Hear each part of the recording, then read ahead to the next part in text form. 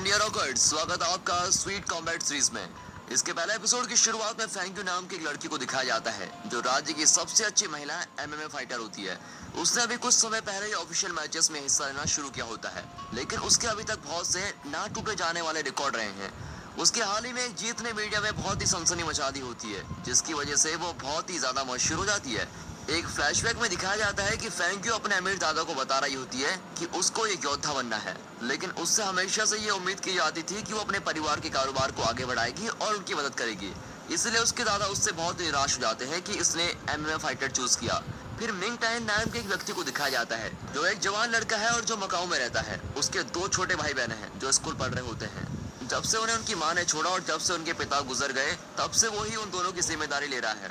Ming tan के छोटे भाई को टीवी पर एमएमए लड़ाई देखना बहुत ही पसंद है और उसकी पसंदीदा योद्धा फेंग्यू ही होती है, जिसे वो रानी कहकर बुलाता है। और अपने छोटे भाई बहन की जरूरतों को पूरा करने के लिए मिंग टैन को कॉलेज छोड़ना पड़ता है और वहाँ के एक रेस्टोरेंट में खाना डिलीवर करने का काम करना पड़ता है। और अभी अभी वो अपनी पढ़ाई जारी रखने के लिए एक अच्छी स्कॉलरशिप के साथ कॉलेज में एडमिशन पाने के लिए पूरी कोशिश कर रहा होता है। अब एक दिन काम पर उसे एक मार्शल आर्ट के अध्यापक को खाना डिलीवर करने का काम मिलता है और ये काम थोड़ा मुश्किल होता है क्योंकि जिस जगह खाना पहुंचाना होता है वो जगह उसके रेस्टोरेंट से 20 मिनट की दूरी पर होती है, लेकिन जिसको खाना चाहिए होता है वो 15 मिनट से कम समय में खाना चाहता है। और फिर समय के कम होने की वजह से हमें दिखाया जाता है कि मिंग टैन कितना तेज है। उसको छोटे छोटे सारे रास्ते याद रहते हैं, हर गली याद रहती है। उसने एक तरह से शहर की सभी सड़कें याद कर रखी होती है कि कहाँ से कहाँ जाना है, जिसकी वजह से उसका काम बहुत ही आसानी से हो जाता है। लेकिन जब वो अपनी मंजिल तक पहुंचने वाला होता है, उसको सड़क पर सामान बेचने वाले एक गरीब औरत दिखाई देती है जो अपने ठेले से गिरने वाले कुछ फलों को उठा रही होती है और अपने ठेले को रोकने की कोशिश करती है। तभी मिंग टैन उसकी मदद करने की कोशिश करता है और उसका ठेला सड़क पर आगे बढ़ रहा होता है। और तभी हमें एमएमए की योद्धा फेंग्यू को दिखाया जाता है और वो ठेले को रोकने के लिए उस पर एक लात मारती है जिससे वो रुक जाता है, लेकिन इससे अच्छा होने की जगह बुरा हो जाता है। वो ठेला टूट जाता है और सारे फल खराब हो जाते हैं। और फिर जब मिंग टैन फेंग्यू को बूढ़ी औरत से माफी मांगने के लिए कहता है तो जो भी नुकसान हुआ होता है वो उसके पैसे देती है और वहां से चली जाती है। मिंग टैन उस लड़की की इस हरकत को देखकर बहुत ही चिढ़ जाता है और फिर खाना डिलीवर करने के लिए अपने रास्ते पे निकल जाता है। फिर फेंग्यू अपने पुराने मार्शल आर्ट टीचर के पास जाती है और उनसे मदद मांगती है। उसके परिवार वाले उस पर एमएमए छोड़ने के लिए दबाव डाल रहे होते हैं और वो उसे अपना कारोबार में शामिल करना चाहते हैं। और फिर कुछ देर सोचने के बाद वो फैसला करते हैं। फेंग्यू फैसला करती है कि वो अपने लड़ने के करियर को जारी रखेगी, जबकि यहाँ दिखाते हैं तो मिंग टैन अपनी पढ़ाई के लिए दूसरे राज्य में जाने का फैसला करता है। मिंग टैन का मालिक बहुत ही अच्छा आदमी होता है जो उसकी दूसरे राज्य में जाने में मदद करता है और मिंग टैन जिस जगह जा रहा होता है उसका मालिक उसे वहाँ एक डिलीवरी बॉय का काम भी दिला देता है। यहाँ तक वो उसको कुछ पैसे देकर उसकी जरूरत का सामान भी दिला देता है।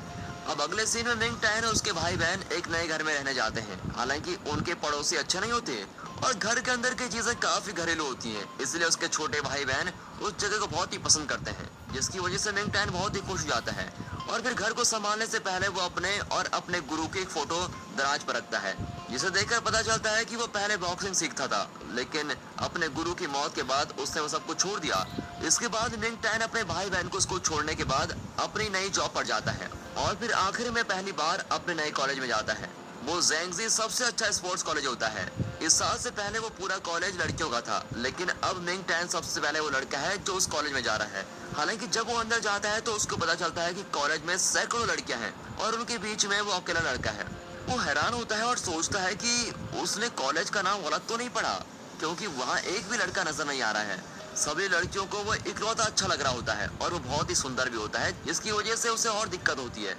और अचानक से वो एक लड़के जैसे दिखने वाली लड़की से टकराता है जिसका नाम जाओमी होता है और उसे बॉक्सिंग और स्केटिंग करना बहुत ही पसंद होता है। मिंग टैन धोखा खा जाता है और उसे लड़का समझ लेता है और उससे तुरंत बात करना शुरू कर देता है कि वो कितना खुशकिस्मत है कि उसे अपने अलावा कोई और लड़का वहाँ पर मिला। लेकिन जाओमी उसकी बात को 2 मिनट में गलत कर देती है जब वो अपनी गुलाबी क्लिप निकालती है और अपने सर पर लगाती है। और फिर हैरान मिंग टैन उससे माफी मांगता है और वो घूरते हुए वहाँ से स्केटिंग करते निकल जाती है। तभी कॉलेज के प्रिंसिपल और एक टीचर जिनका नाम मिस्टर वैंग होता है वो परेशान होते हैं, क्योंकि अभी तक कॉलेज में 10 लड़कों ने एडमिशन लिया होता है, लेकिन कॉलेज में कुछ देर घूमने और वहाँ सिर्फ लड़कियों को देखने के बाद सभी ने वहाँ से किसी और कॉलेज में जाने का फैसला कर लिया है और अब सिर्फ मिंग टैन ही अकेला वहाँ पर रह गया होता है। कॉलेज के प्रिंसिपल मिस्टर वैंग को आदेश देते हैं कि वो चाहे कुछ भी करें वो लड़का कॉलेज छोड़कर न जाए। उन्हें अपने कॉलेज को और आगे बढ़ाना होता है और उसके लिए कॉलेज में लड़कों का होना बहुत ही जरूरी होता है। अब बाहर लड़कियां मिंग टैन को देखकर पागल होना शुरू हो जाती हैं। वो उसका रास्ता रोकती हैं और उसकी मदद करने के लिए कहती हैं, जिसकी उसको कोई जरूरत नहीं होती। एक लड़की और जाओमी में सिर्फ इस चीज के पीछे बहस हो जाती है कि उनमें से कौन मिंग टैन को प्रिंसिपल के ऑफिस ले जाएगा, और उनकी बहस तभी खत्म होती है जब वो वहाँ थोड़ी चालाकी दिखाता है और वहाँ से भाग जाता है। वो कॉलेज में इधर उधर घूम रहा होता है, तभी उसके सामने फेंग्यू आ जाती है और वो अचानक उसे मकाओ की अजीब सी लड़की के रूप में पहचान लेता है। वो गलती से अपने बैग से उसका हाथ काट देती है और माफी मांगने की जगह उसके हाथ पर पट्टी बंधवाने के लिए उसको पैसे देती है। मिंग टैन उसके इस बर्ताव से बहुत गुस्सा होता है और वो उसे कहता है कि वो उससे माफी मांगे, लेकिन उस लड़की के लिए माफी से बढ़कर पैसे होते हैं। और वहाँ से जाने से पहले मिंग टैन उसको सन की कहता है, जिसकी वजह से फेंग्यू को अपने बचपन की याद आ जाती है। अब एक फ्लैशबैक में हमको दिखाया जाता है कि फेंग्यू ने उस ठेले को लात एक छोटी लड़की को बचाने के लिए मारी थी, जो उसके सामने सड़क को पार कर रही थी। उसके इरादे नेक होते हैं, लेकिन इस वजह से सड़क पर सामान बेचने वाली बूढ़ी औरत को बहुत ही नुकसान होता है। अब क्लास में मिंग टैन कई लड़कियों के बीच बैठा होता है और ये साफ होता है कि इस चीज से उसको परेशानी होती है। भले ही वो ऐसी कोई हरकतें नहीं करता जिससे क्लास का ध्यान उसकी ओर जाए, पर फिर भी सारी लड़कियां उसको घूर रही होती हैं। इसी दौरान जाओमी और फेंग्यू कॉलेज की बॉक्सिंग क्लब में एक साथ ट्रेनिंग कर रहे होते हैं और इससे पता चलता है कि वो दोनों बहुत ही अच्छे दोस्त हैं, जो बॉक्सिंग को बहुत ही पसंद करते हैं। जाओमी देखती है कि फेंग्यू थोड़ा परेशान लग रही है, इसलिए वो उससे पूछती है क्या हुआ है, और फेंग्यू बताती है कि नए लड़के की कई बातों की वजह से वो अपने व्यवहार के बारे में सोचने पर मजबूर हो गई है। अब अगले सीन में वो अपने घर पर होती है और मिंग टैन के बारे में सोच रही होती है। तभी एक बार फिर से फ्लैशबैक में दिखाते हैं कि जब वो छोटी थी, उसके माता पिता ये नहीं मानते थे कि वो एक लड़की है और उन्हें हमेशा से ही लड़का चाहिए था। इसलिए जब वो पैदा हुई, उन्होंने उसके साथ ऐसा बर्ताव किया जैसा कि वो एक लड़का है, और यहाँ तक कि उसे अपने बाल बढ़ाने और लड़कियों जैसे कपड़े पहनने भी नहीं दिए। और तब उसके भोले दिमाग ने ये बात नहीं समझी कि वो एक लड़की है। और जब उसके छोटे भाई ने जन्म लिया, उसके बाद ही उसके माता पिता ने उसको लड़कियों जैसा रहने दिया। वो उस समय बहुत ही खुश हुई थी कि अब वो लड़कियों की तरह जी सकती है, इसीलिए वो उस लड़की के पास एक तोहफा लेकर गई थी जिसको पसंद करती थी। लेकिन उसके सभी दोस्तों ने आज तक ये सोचा था कि वो तो एक लड़का है, इसलिए वो उसको पागल बुलाने लग जाते हैं। और ये घटना उसको हमेशा बहुत ही परेशान करती रहती है, जिसकी वजह से उसे अभी भी ये पहचानने में दिक्कत होती है कि वो लड़का है या लड़की। इसी दौरान मिंग टैन के घर पर उसका छोटा भाई नींद से अपने बिस्तर में उठता है और हवा में मुक्का मारने लगता है। मिंग टैन उसकी इस बात पर हंसता है और तभी उसको याद आता है कि जिस लड़की के साथ उसकी बहस हुई थी, उस लड़की को उसका छोटा भाई बहुत ही पसंद करता है। वो फिर सोचता है कि फेंग्यू की आंखें उसकी माँ की आंखों जैसी है, जिसकी वजह से उसको और भी गुस्सा आता है। अब उसी दिन कॉलेज में मिंग टैन को लगातार लड़कियां बहुत ही परेशान करती हैं, जिसकी वजह से उसका पढ़ाई पर ध्यान नहीं लगता। दूसरी ओर मिस्टर वैंग और प्रिंसिपल बहुत ही खुश होते हैं कि वो कॉलेज में रुकने के लिए मान गया है, लेकिन मिंग टैन दूसरे कॉलेज में जाने की सोच रहा होता है, चाहे वो थोड़ी कम स्कॉलरशिप ही क्यों ना दे।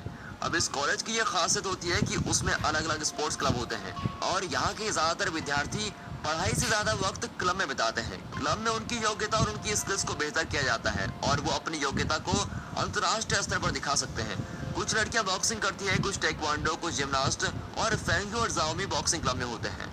सभी नए विद्यार्थियों को क्लब का दौरा करने के लिए कहा जाता है ताकि उन्हें जो क्लब पसंद आए उसमें वो शामिल हो जाएं।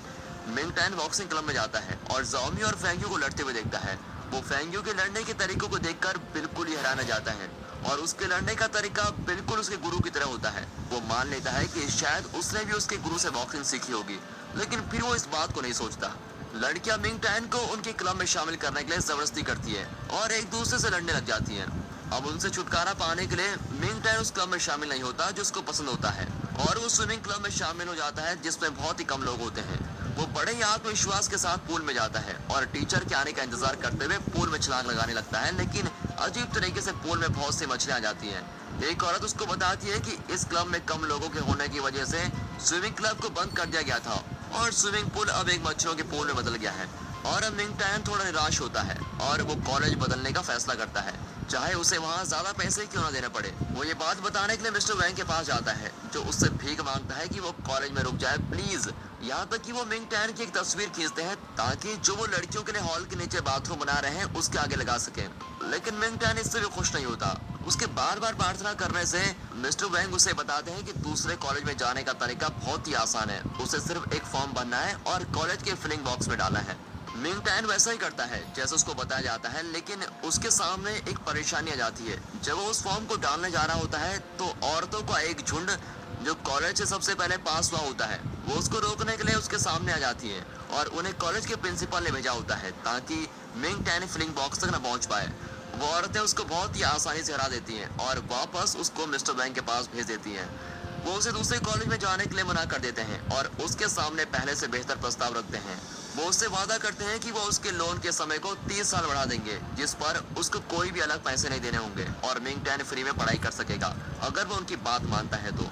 और उसकी अभी की हालतों की वजह से वो इस अवसर को ठुकराना नहीं चाहता, लेकिन अभी भी कॉलेज में हजारों लड़कियों के बीच वो इकलौता लड़का होता है और फिर आखिरकार वो उनकी बात मान जाता है। अब बाद में मिंग टैन बाथरूम में कपड़े बदलने जाता है, लेकिन उसे पता चलता है कि वो गलती से लड़कियों के बाथरूम में चला गया है और तभी उसके सामने बिना कपड़ों के फेंग्यू आ जाती है, जो उसको लात मारकर जमीन पर गिरा देती है।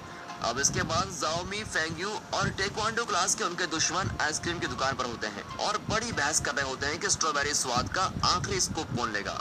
अब इसी दौरान दिखाते हैं तो मिंग टैन खाना देने जा रहा होता है जब उसको दिखता है कि कुछ लड़के एक छोटे बच्चे को सड़क पर परेशान कर रहे होते हैं। वो लड़के की वहां से भागने में मदद करता है, लेकिन बदले में वो लड़के उसको पकड़ लेते हैं। वो उसको एक खुले मैदान में लेके जाते हैं और उसको धमकाने लगते हैं। तभी वहाँ वो लड़की आ जाती है। पहले तो वो इस समस्या को बातों से सुलझाने की कोशिश करती है, लेकिन जब वो हाथापाई पर उतर आते हैं तो लड़ाई शुरू हो जाती है और एक लंबे और मनोरंजक लड़ाई के बाद लड़कियां और मिंग टैन उनको वहां से भगा देते हैं। मिंग टैन उनका बहुत ही एहसानमंद होता है और इस हादसे के बाद वो सब बड़े अच्छे दोस्त बन जाते हैं। उन लड़कियों की वजह से कॉलेज की जिंदगी उसके लिए अब इतनी बुरी नहीं रहती। भले ही इस रास्ते में उसको समस्याओं का सामना करना पड़े, वो अपना सफर ना खत्म करने का फैसला करता है और जैंगजी कॉलेज में ही रुकने का फैसला करता है। और दोस्तों, इसी के साथ ये पहला एपिसोड यहाँ पर खत्म होता है।